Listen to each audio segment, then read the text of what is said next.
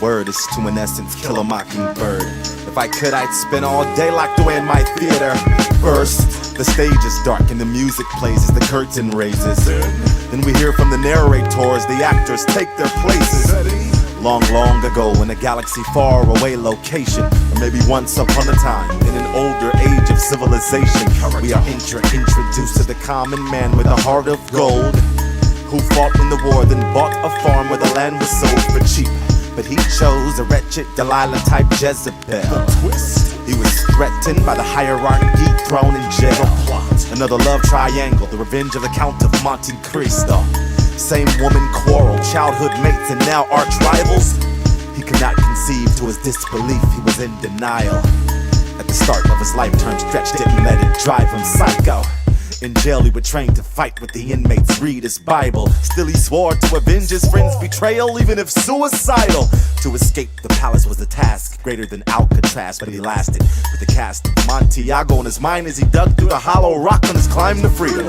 No time for leaving no traces, he's ready to face his captor.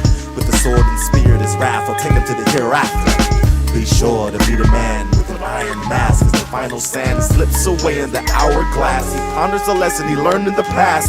An eye for an eye and a tooth for a tooth, where a neck is right for the noose. Respect was rightfully due, magnum cum laude, Coup De Theatre. To speak with an eloquent word is to in essence kill a mockingbird. If I could, I'd spend all day locked away in my theater.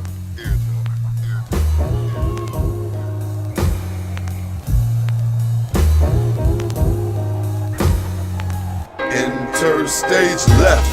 One comes home, surprise is heard from friends who secretly made plans for one that deserved a makeover from surgical hands. However, this gift wasn't well received. The cosmetic appeal revealing one's vanity under the knife, life-altering consequence. Shallow and superficial, even though one had grown accustomed to one's own disfigurement. One endured an arduous experience, flashback to a serious injury, forcing one to wear a mask.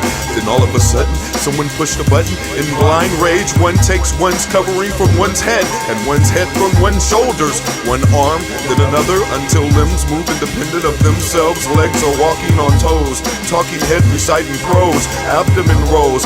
Then these individual members grow, morph, mold, shift hue, texture, smell into humanoid shells. One has now become many shiny, sentient beings, spinning ever faster, fleeing witnesses disintegrate to ashes, incinerated building crashes. Tiny people are killed in mass. The many that came from one became millions. Harass on Mother Earth, ransacked wilderness, robotic modernist, intrepid cavernous pathways, maze in and out, making globe into gargantuan head case, resembling one in space, an orbiting face. Exit stage right. Coup De Theatre. He steps into what he believes to be his own reality, but nothing could be further from the truth. His first thought was, why did the gods darken the skies? He wondered how long will this darkness last. He molds himself within the stills of the night. And at the first slither of light, this monster it had been dark for several days, the only light being that which cast away over the ocean far in the distance. What began as grand gloom soon turned to a pitch black crater we all exist from far in the distance. At the dawning of the opening of the sky, so were the eyes of this mild-mannered monster without any resistance, with cunning senses, this intensely evil, unsuspecting predator to take your spirit within an instant. Iron sharpens iron, the tools of the trade blade whose have been prepared for what seemed like forever. At last, the time has come again for him to quench his thirst for blood, ever so clever. The first prey hadn't a chance in the world, being moved on ever so swiftly, having their flesh pressed against titanium blades, a dagger which has faced the screams of many men in those days who have been slain.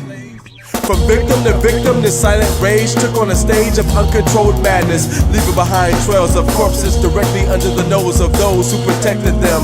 And just as the light came and he began his slaughter, so came the night. He slowed down his horror to an empty calmness, where he'd reflect, I'm not of this world. Saving his best kill for last, he falls on his sword.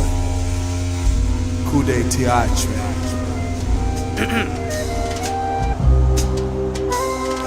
And now as the curtain closes, An overwhelming sense of awe settles into the collective consciousness of the audience. But they are no longer anchored to their safe havens. They can no longer seek refuge driving to their cul-de-sacs in their SUVs, nor relate to the bourgeoisie, nor indulge their spendthrift when the remnants of their former selves sit there, still engrossed in the theater piece. They were supposed to cheer at their seats, but they ended up running shitless, condemning the cast for casually reenacting such tumultuous happenings between men. But what really is it? A lived-in quirk, a smitten curse, a written work that no one understands. Coup De Theatre.